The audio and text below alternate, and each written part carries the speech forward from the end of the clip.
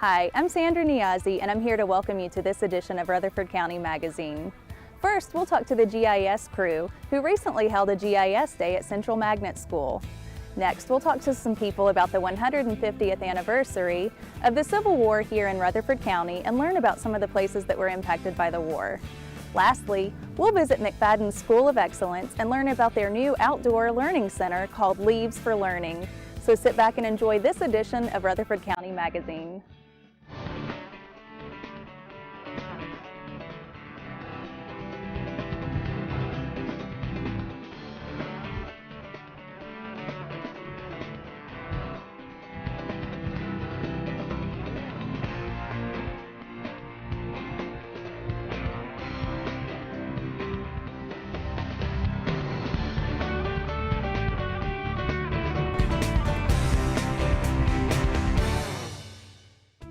Recently, the Rutherford County Geographic Information System Division hosted a GIS Day to promote geography and mapping to the students at Central Magnet School.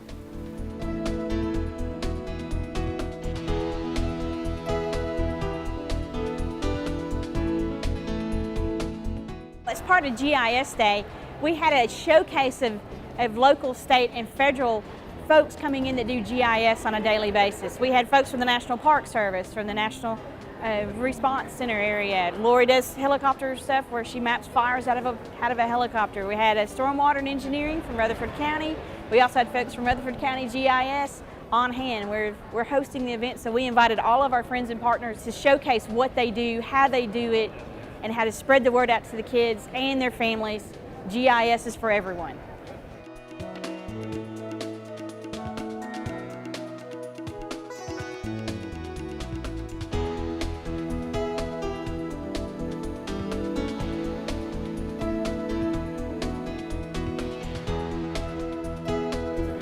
GIS is not just a technology where you need the programmers, database administrators, and data entry personnel.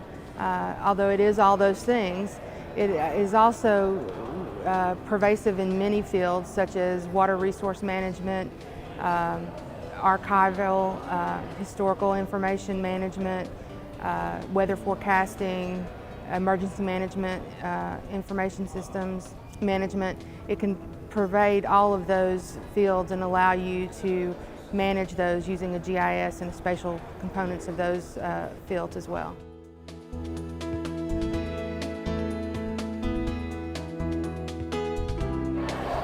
We're going to use our find tool here. This is our Rutherford County imagery.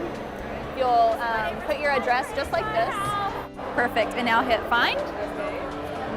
And it'll bring up the point. You're just going to double click it and it'll zoom in the map to your house.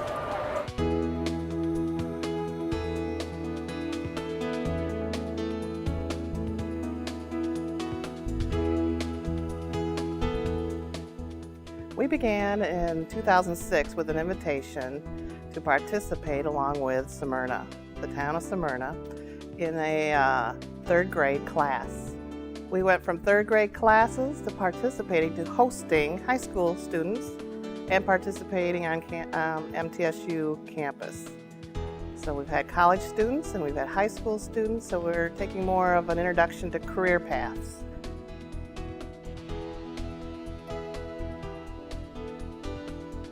GIS Day 2011 was a success because the students saw it as a success for not only that day, but for their future. Okay, that was a great topic on GIS Day. Now let's move on to our next topic, which is about a little history of our county dealing with the Civil War. Around 150 years ago, Rutherford County was a focal point in the American Civil War. Because of its location in Middle Tennessee, it was considered very important for both the Confederacy and the Union Army, which led to one of the bloodiest conflicts of the war. We visited several key places in the county that were significant during this time period and briefly talked to the local historians about their significance in the war. Well, Tennessee was the last state to secede and it was the first state to return to the Union fold after the Battle of Fort Donelson, which was in February 1862. The Union Army occupied Nashville and Murfreesboro and the areas of Middle Tennessee, and so if you were a citizen here, Rutherford County was roughly half free and half enslaved people, about not quite 30,000 people. And imagine the Union Army coming in and occupying this place. The Army was more than 40,000 soldiers. And so the soldiers gathered food from farms. They needed wood to build structures, to build Fortress Rosecrans. If you see the photographs of the square during the Civil War, all of the windows are broken out of the buildings. I mean, the landscape was devastated by the war, and people's lives were completely disrupted by the Civil War.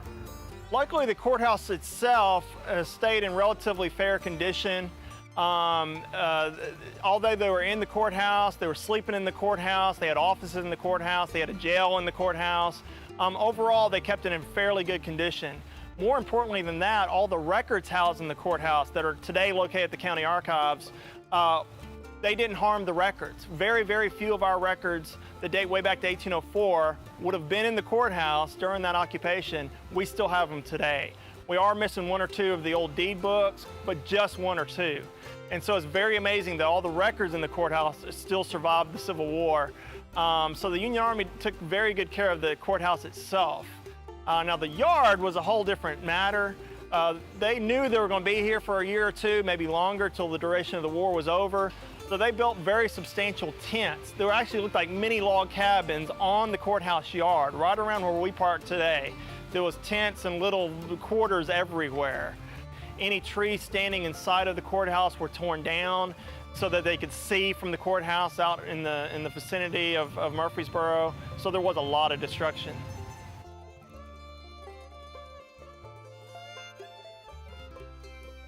The railroads were built in Middle Tennessee in the early 1850s, and so it's a relatively new form of transportation, but the armies relied on the rails to move supplies and men.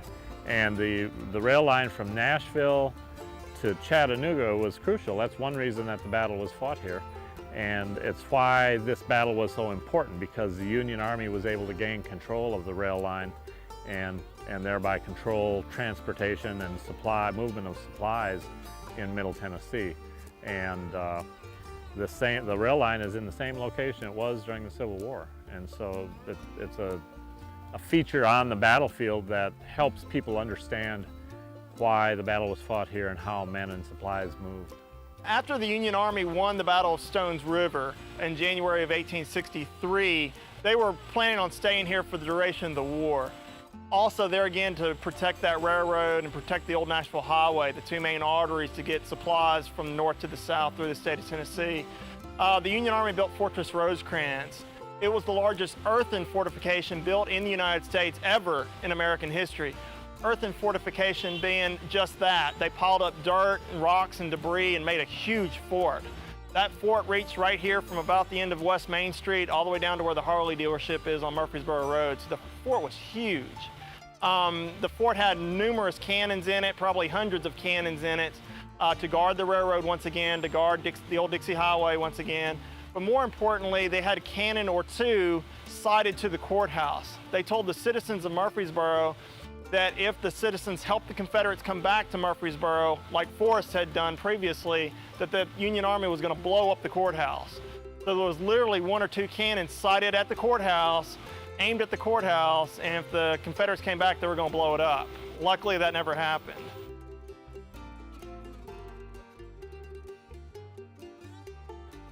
The Stones River National Battlefield was established in 1927 by Congress, and the veterans who had fought during the Civil War, beginning in the late 1880s, began to think about how they might remember that most important event in their lives. And the very first national battlefield was Chickamauga and Chattanooga National Military Park, and it was established in 1890 by Congress.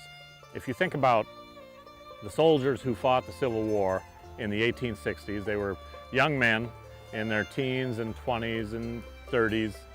And 30 years later, or 25 years later, as they began to look back at the 25th anniversary of the battles, those same men were by that time in their 40s and 50s and 60s and had risen to positions of political power and were community leaders. And they looking back on this most traumatic event in American history, realized that we needed to do something to help remember that. So they went about creating national battlefields. And Stones River, the effort to commemorate Stones River began in the 1890s, but it took until 1927 before Congress passed a law creating Stones River National Battlefield. The Civil War also had an effect on how we as a people think about death and how we deal with the disposition of human remains. You know, during the Civil War, up until the Civil War, we had never seen mass death on a scale like that in this country. And after battles were over, you know, the bodies lay on the battlefields. There was no system in place for the Army to take care of the dead soldiers. And during the war, they developed ways of managing death and injury, and also developed a system of cemeteries that we still use today. The National Cemetery System was created during the Civil War. And so the way that we care for our veterans grew out of the Civil War.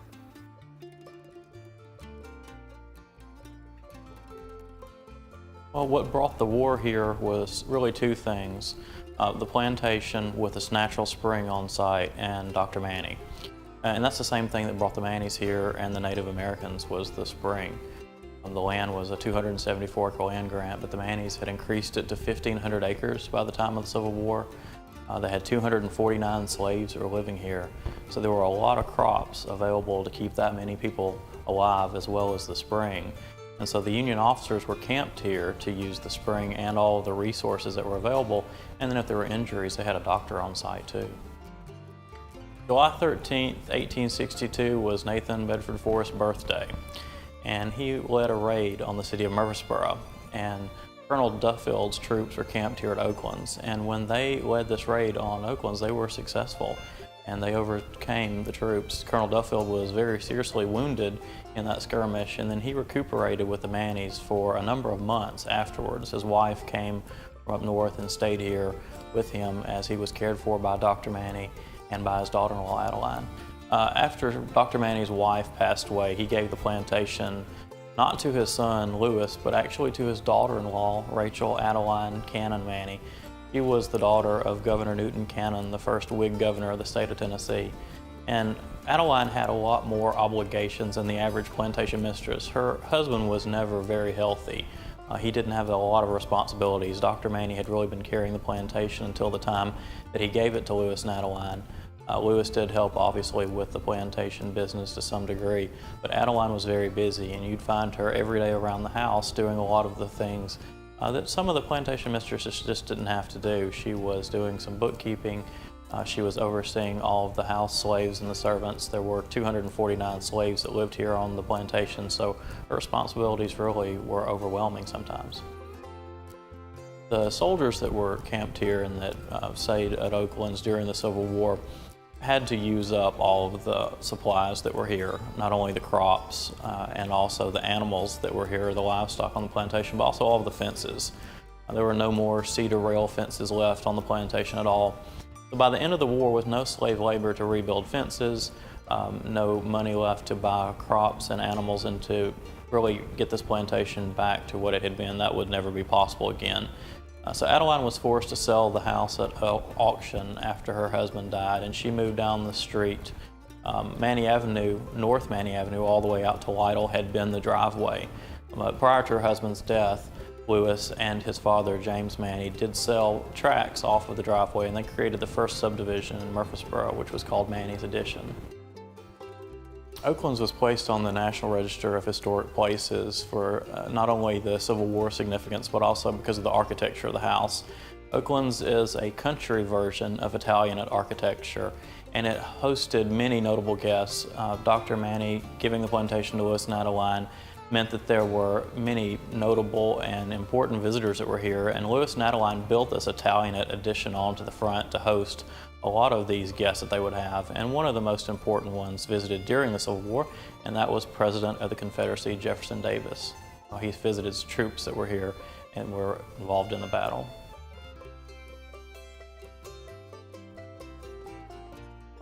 The Sam Davis Home is part of Smyrna's past, present, and future. We are a cultural and heritage landmark here in Rutherford County where people can come and enter through our gates and take a glimpse into what life was like here in our community 150 years ago. When Charles Davis, Sam's father, owned this plantation during the Civil War, he had approximately 800 acres, a little over 800 acres.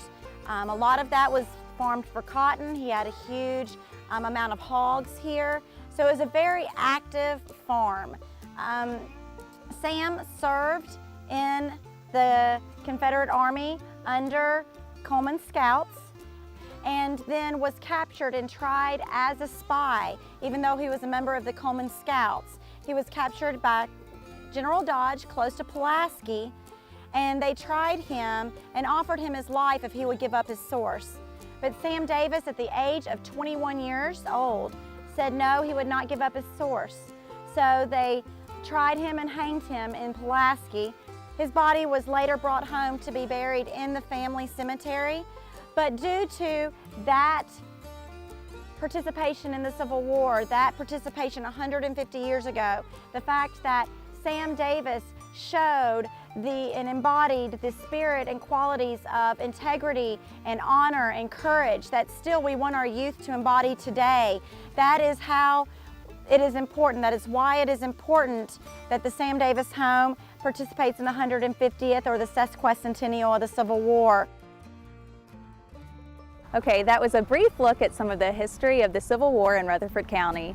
If you'd like to know more about the history of the Civil War in Rutherford County, please feel free to visit some of the places we discussed. And now for our final topic. It's time to get our hands a little dirty. Recently, the McFadden School of Excellence dedicated some outdoor space between its buildings and built an outdoor learning garden with the help of students, parents, and community members, and named it Leaves of Learning. We were on the playground last year and children came out to the pond that's over here. It was the original focal point, and they began to take things out of the pond, and they wanted to have science class outside all the time because they were learning so many cool things just by cleaning out the pond. Well, we also realized by cleaning out the pond, they almost killed off the lily pads that you see now. And we found out there were lily pads growing because at the time there were only roots and sludge and mud at the bottom. And then we realized they needed to be outside. They learned a lot more, a lot faster, and we had to figure out how to get them out here. And this is how we figured it out. Well, there was so much erosion, it was just dirt.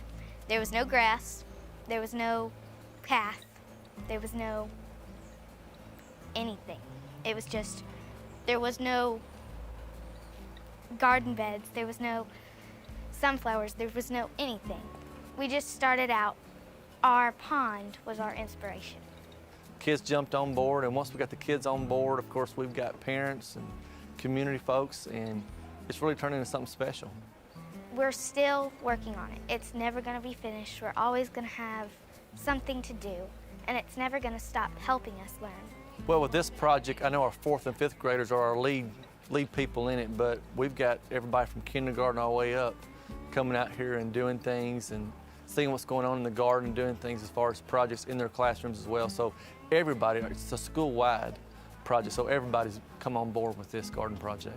We've had the Rutherford County Workhouse crew come out and dig and lay rock. We've had lots of donations, we've had lots of grants written, and now it's what you see today. So you'll talk about, you know, biology or plants or growth or tropisms or something like that, and people go, what's that? And then they go outside and see the plants and how they're growing, how they're reacting. They're pulling seeds. You know, they're, like I said, you see it in a textbook, but you know, kids want to touch it.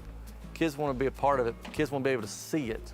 And you know, that's the greatest thing as a kids. They enjoy getting outside, but they're taking science vocabulary, for instance, and then really seeing it in action. We've learned about symbiosis and how that we do have symbiotic relationships here.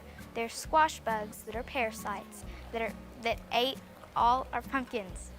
We don't have any more pumpkins left. They devoured them.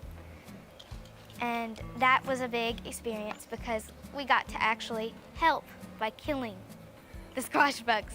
We smashed them with our feet and our fingers. It's also important to know that the children learn more than we could even fathom. We knew it was going to be a big deal. We knew it was going to be great, but they've already learned this year, before fall break, what they learned the first semester last year, and they've learned it deeper. And it's just been a great thing. The hands-on is phenomenal. And they even use their recess. Some of these rocks here, the children have used their recess to lay and move dirt, and because they love it so much. And they have such ownership. When you see the pumpkins die, they are a mess about that. They're torn up because they've watched them grow, they've planted them. Now knowing, it's a lot easier to learn because the vocabulary words, they come into action. We don't just have to look at pictures, we get to look at the real thing. It's not just a book. It's real life.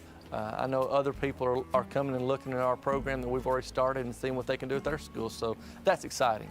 That's exciting to see that it works, that you can do more than stay inside four walls and you can learn. Well, that wraps up this edition of Rutherford County Magazine. I'd like to thank everyone who had a part in this edition, and I'd also like to thank you, the viewer, for joining us. If you'd like to know more about Rutherford County government, please visit www.rutherfordcountytn.gov. Again, thanks for joining us, and we'll see you next time right here on Rutherford County Magazine.